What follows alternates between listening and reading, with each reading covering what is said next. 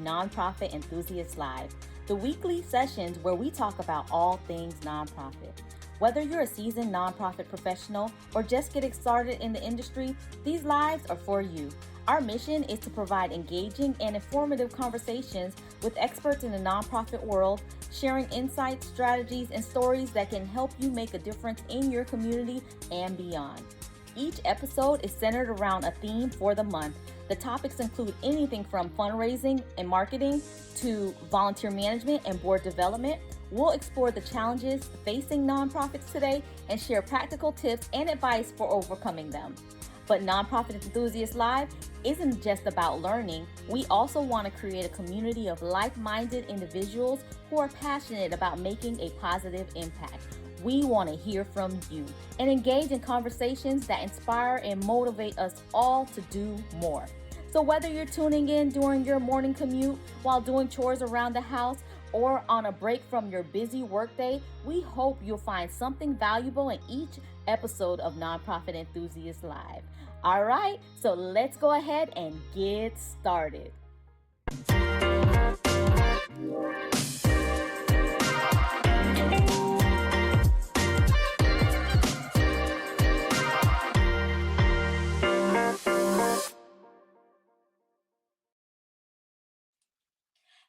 Hello, everyone, and welcome back to Nonprofit Enthusiast Live. I'm your host, Lasheena Williams, and so excited to be back here with you all. So this month, we are talking about fundraising and friend-raising strategies for nonprofit organization. One of our favorite topics, right? So we're not just talking about how to access funds for your organization, but we're also talking about building relationships. So not just going out and networking and passing cards, but really building relationships that last a lifetime for your organization this month. And I'm so excited to have our very special guest with us today, Brandon Johnson from the Florida Nonprofit Alliance. So I'm going to welcome Brandon up and we could get to know him a little bit more. Hi, Brandon. How are you? I'm doing good. How are you? Good. Thank you so much for coming on to Nonprofit Enthusiast Live. I'm excited for this conversation. Same here. I'm excited to talk about the good topics that we have to talk about today. Yay. So before we dive in, can you tell us a little bit about yourself and how you entered the nonprofit arena? Absolutely. So I have been in government affairs and public policy pretty much all my life, growing up with my mom in Gainesville, Florida. She served in the Florida legislature for over 20 years and kind of raised me in Florida politics. And so I've worked now in the last 7 years in this field. And last summer, actually, I started getting into the nonprofit field when I did the Black Boardroom Leadership Institute with Orlando Economic Partnership. And then likewise moved into this role with the Florida Nonprofit Alliance, covering government affairs and public policy across the state of Florida, really focusing on the local government piece, making sure that nonprofits are advocating for themselves and are trained on public policy, creating policy agendas, and then also making sure that they're making these networks and stable relationships to also benefit their local organizations. Oh, I love it. So this just aligns perfectly with today's topic. Okay, so you entered really through it sounds like a lot of your background was working in public policy and government in that government sector, public sector.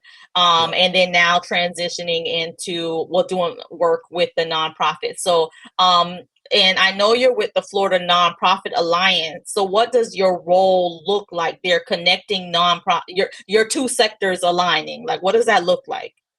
What it looks like immediately is anything that has public policy that impacts the sector. So we are like a Florida Chamber of Commerce for the nonprofit sector, where we represent and convene the sector for the purposes of advocacy, government, and policy, where we're making sure that the policies put forth both in Tallahassee and your local city hall or county administration building ultimately empower you to be more proactive, more stable, and allow you to conduct your business based on what your board of directors, votes for you to do. And so the way my world kind of intersects is I'm telling both the public sector about the nonprofit sector, but I'm also telling the nonprofit sector how they can work with the public sector to increase their services, increase their capacity to make sure that they're getting the mission that they want to do accomplish. Oh man, that's awesome. So, what does this look like for nonprofits? Because, how can nonprofits help in making their voices heard? Well, the main thing is you got to tell your story. I always tell nonprofits, even if you only have a small following on social media, just put it out there. You never know with this algorithm now that we live in, who's going to see it, what's going to come up with what. I think about here in Orange County, the mayor always has a very fantastic State of the Orange County summit or presentation, and you just never know what story they're looking for to put as far as what is Orange County doing. But if you don't ever put your foot out there, if you never tell your story, nobody's ever going to have the chance to see it. And so, number one is understanding what your story is, right? Cleaning up that presentation, being concise, getting to the point, but then also just share it, right? I don't care if nobody likes it, I don't care if nobody reposts it. Just share your story and then also create your own champions within your mission area, right? If you address homelessness and you allow, four families to no longer be homeless and get into apartments or sustainable housing, ask them to share their story, right? Most people want to talk about the good things that are happening in their life. And so when you have these moments that you can kind of create these stories, these unique stories to your organization, be broad and be able to share it. I think about all the luncheons that we go to for nonprofits during the summer for fundraising, and they always get the people who were impacted that year up on those presentations. Find ways to do that multiple times a year, and you'll be surprised again who picks up on it. It may be a commissioner, it may be a county administrator who sees it, and you never know where that can go. Oh, that's awesome. I love that. So sharing your story, whether it's through social media, and I love that you say that because even with my own nonprofit organization, we're constantly pushing on the different social media channels. You might not always have the likes, the comments, or whichever, but then when we get in the room, someone will say, "Hey, didn't you have this the other day?" So people are watching. And just think about like us personally, we probably do some Absolutely. scrolling and don't necessarily always say anything, but people are watching those feeds and seeing what's going on with your organization. So I love that you shared that.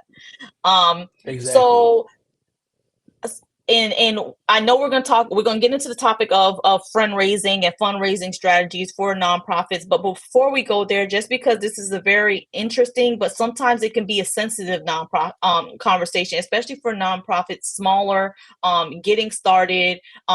You're afraid to cross that political slash because of your 501c3 and some of those Hmm. requirements around that. So, what do you have any recommendations for nonprofits on how they can still get involved with government, make their voices heard, share some of the challenges and opportunities that they're facing, but not cross the line of pushing any particular political agenda, especially as we get into this season? Absolutely. Well, the number one thing to always keep in mind for C3 organizations, of course, you already have the guidance necessary to avoid that, be it the IRS code, state statute, federal statute, all of that stuff kind of already lays out the framework. And really, as long as you stay issue based, you always be safe, right? It's when you get into the partisan topics or you get into the candidate specific topics that you kind of get into those muddy waters. But as long as you stay, I'll tell you all the time, if you are an education foundation, you should be the expert on education policy. Therefore, you're allowed to talk about education policies that you know will impact and greatly have a success in your community versus saying, oh, we support this particular school board candidate. That candidate may support your same topic, but you as a C3 can't do that. And so as long as you remain focused on the issues, again, you can have candidate forums, right? But just as long as you invite both sides of the conversation, and ultimately, being a C3 organization, you have to be willing to take that risk because people are trusting you with their dollars. As we talk about fundraising, right? It makes no sense for me to give you my money that I work hard for in this hard economy, and then you're timid and you're shy about what you're supposed to be doing. And so you kind of have to take that risk, but it's a calculated risk and it's strategic because, again, you're already operating in your field. You already know what the IRS says you can and cannot do. My organization and similar organizations around the state kind of give you guidance year round, especially in election season. But you have to be willing to engage because, again, you just never know what part you may be missing out on because you didn't feel a necessary need to go out and be vocal about what you care about. Love that. I love that. And I love that you kind of created that clear line of, the issue versus the actual candidates. Right. That's definitely helpful. So thank you for that. So let's get into today's topic, and I know we touched on some areas of it already. So this month we're focused on fundraising for organizations, along with fundraising, not just creating lasting relationships Hmm. with organizations. What tips would you have for someone tuning in any of those areas? Well, the number one thing I think I would say is, of course, you have to be creative, right? You have to think out the box. The days of people just mailing in a random check are probably going down. Historically, we're looking at numbers that giving is down in these last couple years. However, as you saw with Vice President Kamala Harris, there are still mechanisms out there that we have not used that all of a sudden are generating historical numbers, right? And so I'm not saying that you may need to go host a Zoom meeting for white guys for pacing or girls or anything like that. But it takes that ingenuity and also just getting that friendship, right? Getting those friends of the organization that can kind of create some of these things. I happen to now sit on three different board of directors for local nonprofits here in Orlando, Florida. And one of the things that we're looking at is, everybody has a golf tournament, everybody has a scholarship luncheon, everybody has, Giving Tuesday, everybody has their days of huge giving. But if you don't create opportunities for small giving throughout, right? We know that historically it is the smaller, more frequent donors that create our big funding and our big budgets. And so you have to find ways to make sure that you're engaging in that audience. And really, what that's going to take is having those local champions, right? I'm not saying that they get influencers, but if you know that Bob in Claremont, Florida is a huge champion for education, well, get Bob to make some phone calls, and Bob may be able to get other people to be on the phone, and you can kind of do, in a way, a phone banking system where it's just calling for the day. Hey, we are struggling because, I'll use an example. The arts here in Florida were severely cut from the state budget, and so I know the Dr. Phillips charities, a couple other United Arts of Central Florida, they're finding these new ways to get these funding still, to make sure that there's no gap. But really, the biggest tip is nothing is off the table. I think that fundraising often has those kind of three parameters that you people try to make it work, but really everything is a fundraiser: a text campaign, an Instagram campaign, a competition. I know the D9 sororities here often do Louis Vuitton bag giveaways. They do Rolex giveaways. All of these different items where it may seem small, it may only give you $1,000, but that $1,000 in profit is something you probably wouldn't have gotten if you didn't do that one thing. So just be open to a lot is really the biggest step that I have. Other than, again, getting those friends to endorse you, and then also doubling down on your current donors, right? If your donors supported you before, 9 times out of 10 they're going to support you again, and so you have to find ways to re-engage with your donor base on a more consistent basis. And it doesn't have to always be an ask, but it could just be a simple conversation, right? Give a staffer, a program manager, a job of once a month. Your job for that day is to call all of our donors and just say thank you. And you never know where that can go. I love that. And I love that you're talking about looking at your current friends, pretty much is what I hear. Because sometimes we get focused on, I need to go to this networking event, I need to go to this event, I need to go meet some new people. Yeah. But hearing what you're saying, like, what about your friends that you have currently that already gave to your organization? How can you hone in on that relationship as a way to help with that fundraising piece? So I absolutely, I love that. Something else you talked about is just being innovative, and it's interesting because I was just thinking about this week, in a sense of sometimes, well, no, in general, with our programs and services, it almost feels that as generations change and everything change, almost every year you have to kind of one up the last year. And Hmm. last year, like, oh, we did that, that was really innovative, but then it's like, no, we need a next level of innovation. But then at the Right. same time, some of the challenges that you might face with that is you're innovating, but your environment might not be as well. In a sense of, I'm saying, like, let's say some governments or funders might be funding in the same way, but you might be ready to kind of try some different things. How would you say um, you get others to buy into your innovation, if that makes sense? I always say that if you can find an example of it working somewhere else, that's probably the best method, especially when we're talking about getting your board on ball involved, your staff involved, if you have community partners involved. I'm part of an organization here locally where we're looking at some things in Atlanta that they've done that are similar to what we're trying to do here in Central Florida, and using their example and talking to their team has been the most beneficial aspect to get our board involved and to get our board really engaged with the innovation. Because, right, anything that you do new is always going to be a risk. But ultimately, because of the state of the sector when it comes to grants, foundation funding, government funding always being a risk, you have to be innovative. You have to go find those new channels of funding. And so, really, if you can get people to understand how it worked in other places, it may be working for you in a better way here locally in your local community. But then also, you have to just be honest and just be upfront and say, hey, I don't know if it's going to work, but here's an idea that I have. Can we work together to make sure that it has the best chance of success? And that also gets the buy-in of people who are now putting their time, their energy, and ideas into it. And so, as long as you remain in a collaborative state, I think you're going to ultimately find the best methods to get people to buy in. Because again, if you're not just coming in with a hard fist saying this is what we have to do, but rather here's what I would like to do. Can we find a way to make this work? Because I know Jim on my board may be more conservative in his spending, but Nancy is more liberal. The two should often meet in the middle of the agreement because they believe in the mission, they believe in the organization, and find a way to move forward. That's when the sector's at its best, when you can bring both sides of the conversation together. Again, one may be innovative and one may be more conservative, but they ultimately want to get the same thing done. They want to get more money to the organization. Those two should meet in the middle. Awesome. Okay. That's really good. Any other tips that you have when it comes to fundraising and fundraising and some things that come to mind, especially with in government and the fundraising area, how if there's any tips you have with how organizations can tap into things like state appropriations or other funding sources for nonprofits that they may not necessarily look into, that would be Yeah. great as well.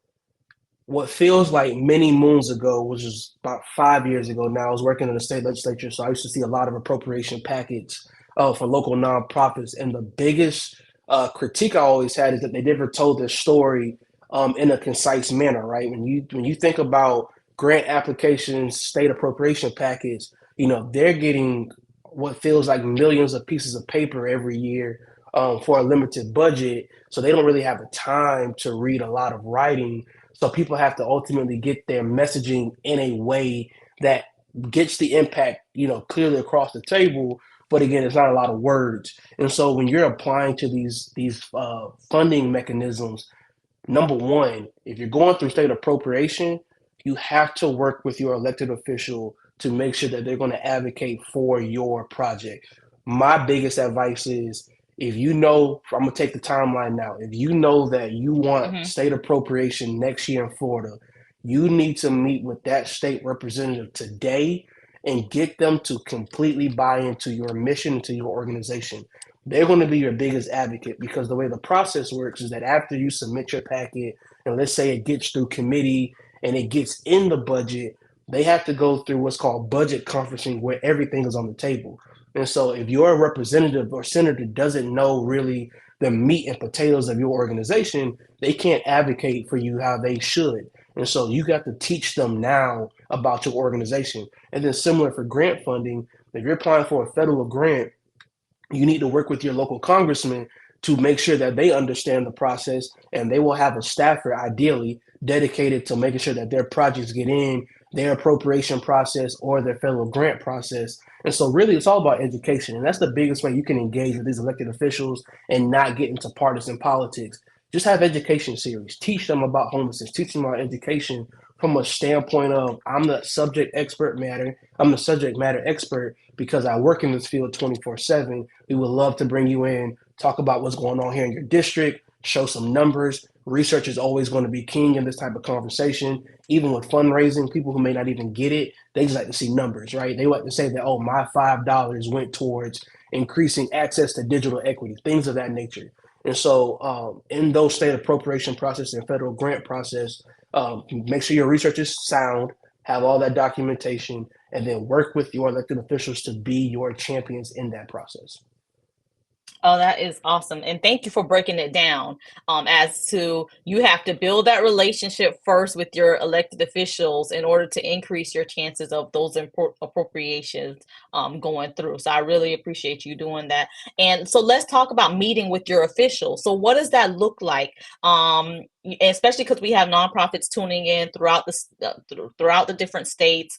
What does that look like? Like, and if you are able to kind of break down from reaching out to the office, find like Hmm. where is a possible place that you might find that contact information? What should you prepare prior to? That's the next thing, preparation Perfect. for that meeting, so that that elected official listens to you and wants to help your organization. Absolutely. So let's take it from I'm a nonprofit executive director who wants to meet with I'm gonna use state first and then I'll go down to local. Number Okay. one, why are you wanting to meet with them particular, right? If you're looking for the aspect of funding, you need to look at who your state appropriations chair is, right? Or whatever that word appropriations, funding, all of that fiscal, whatever that may word be in your state. That Mhm. chairperson of that committee is the most powerful person you'll probably get a chance to meet with outside of the governor, speaker, and senate president. Meet with that person, right? And then if you're going to meet with that person for the purposes of funding, then you want to start looking at, okay, who are his staff people that we can easily get an email through. Because here's the thing, you can email state representatives and senators all day. They're not checking their email realistically. May get one or two that check it, but realistically, their staff is checking it. So you want to get that staff email that's not as bogged down as the elected official email. Get that email. In that email, you're just simply communicating who you are, what do you all do, the area that you all service, and then at the very end, you're putting in your ask. We would love to have 10 to 15 minutes of the elected officials' time to discuss a little bit more about our service area and our mission and see if there's any possible alignment with the state government and what the agenda for the state legislature is that year. Now, that's how I would do it. Once Mhm. you get the actual meeting scheduled, that's when you start preparing your year end reports, your fiscal reports. Because here's the thing, you don't know what they're going to ask. They may not ask for anything, or they may say, okay, I love it. Do you have any numbers, right? You want to have your ask, even if it's maybe a year out, just have an idea, right? Always over budget, right? So, you may only need 2.5, but ask for 4.5 because they may work you down to 3. And so always have those numbers ready up front because you just never know where that meeting is going to go. Now, if you're talking about local government, that's a whole lot easier. They usually have a whole lot more time. That is simply looking on your local city hall's website, finding out the districts, and then from there, I would always say try to get a meeting with your local city commissioner, county commissioner, and your city manager and your county administrator, because usually the grant programs and the funding, while it has to be approved through the city commission or the county commission, it's usually going through the office of those administrators and city managers. And so you want to also make sure you have a good relationship, because here's a real life scenario. A city commissioner, a city manager, or a county administrator may be in his office, gets an email about funding from a local government entity or whatever. And he may say, oh, yeah, I know Tech Sassy in Orlando. Yeah, they might be able to use this funding. Let me call her and see if they can use this funding or if they have a need for it. You just never know. But if you don't build that relationship, you won't be on their mind, even if they get something in their lap that directly relates to you. And so don't be just looking for the elected official. Look at some of the staff as well, because usually staff doesn't change as much as your elected official changes. Here in Florida, our state house can flip every 2 years. But your county administrator and your city managers usually can stay with a couple administrations. And then likewise, at least here in Florida, your state legislature staff as well usually stays a little bit longer too. So look at some of that appropriation committee staff. If you got questions about the process, they can teach you about all of that good stuff. So that's a little bit about the process. I love that. That is awesome. And thank you for breaking that down and and just helping organizations understand the importance of connecting with the not only the elected official but the staff as well, and how that can play a role, even if it's not at that moment, but later on. You're right, when that email comes through or that call comes through, or something happens and they got to move quickly, you're at the top of their mind. It's almost like that prevention type Mm-hmm. approach. Before they need you, you're kind of there to kind of introduce yourself. That's awesome. And staff does everything. So even if it's as simple as putting my application on top of the packet because he talked to me 2 weeks ago, you don't know what benefit that could have. And so you just never know the little things that staff can do on the back end that can benefit you as well. Yeah, I love that. I love that. I love that. And you have me thinking of some things like, some friends that I haven't really, connected with as much. You have me thinking about that as well. So thank you for that. So any other tips that you have or that you'd like to cover that we may not have covered? I would say the biggest piece of advice I can give to a nonprofit looking to do some of this government affairs, policy work, and even tying into your fundraising and securing funding, be clear about your mission and then work your mission. Like you have to hit the ground every single day. Trust that you are the subject matter expert, right? Elected officials like to think they know everything, and they do not. Their staff knows a little bit more than them, but even they have their shortcomings. So really, tie into the fact that you can teach people, you can educate them, and then find ways if you can secure the funding for it, have more meet and greets, host things at your offices, get your executive director out at some of these events, your state of the cities, your state of the counties. Even if they don't say anything, just go and be in the audience, wear a name badge, wear a polo that shows your organization. All these little things, you just never know where they tie into. I had a meeting last week with a local organization that's looking to expand their access to digital equity. And then very last night, I was at the local chamber of commerce and met somebody with a nonprofit that does digital equity and access. And so I'm able to tie those two together. But if you don't go to these events, if you don't be in these circles, you never know who you're missing out on, who can be the one that can change the entire course of your organization. And then also when it comes to your board, find a local training organization, a local compliance organization. Make sure your board is actually trained in board governance. That plays such a huge role in your ability to get funding. That's a question that's usually asked on some of these applications is your board trained? Are they certified?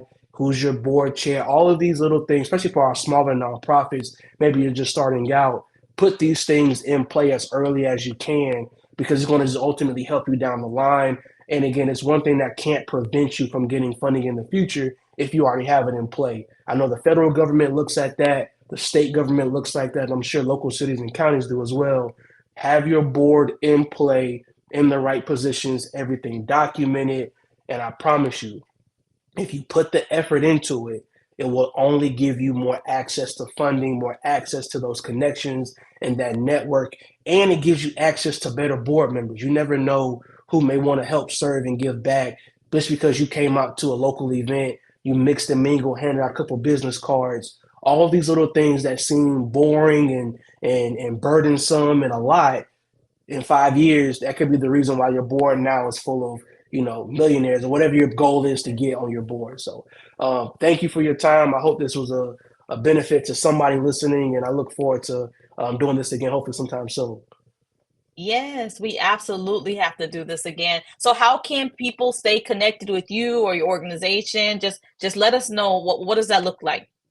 The easiest way is to go through the Florida Nonprofit Alliance. That's the name on LinkedIn, Facebook, Instagram, Twitter. And then if you want to connect with me personally, Brandon Johnson on LinkedIn. I know it's a very common name, but if you put the U in the middle, you'll usually find me very quickly. That's the best way to stay in contact. All right, awesome. And just a quick question before we close out. So would you say there's a similar alliance in every state? Like how there's Florida Yes. Nonprofit Alliance here? Okay. So we're part of the National Coalition of Nonprofits. The majority of every state, I don't want to say every state, but I think the majority of states have a local affiliate. So if you go to the National Council of Nonprofits website, they'll show you the map and you can see exactly who your state organization is. And they're good people. I've met them all. They're very good and educated. And again, we all have the same idea. Just increase the sector, represent the sector, and then ultimately we do our research to show the impact that the sector is having, which helps you in your search for funding as well. Awesome. Okay. Thank you so much for sharing that. Brandon, thank you for coming on. We definitely have to do future conversations. And I just want to say thank you to everyone for tuning in. And we will see you all for the next Nonprofit Enthusiast Live. Bye, everybody. Have a good one.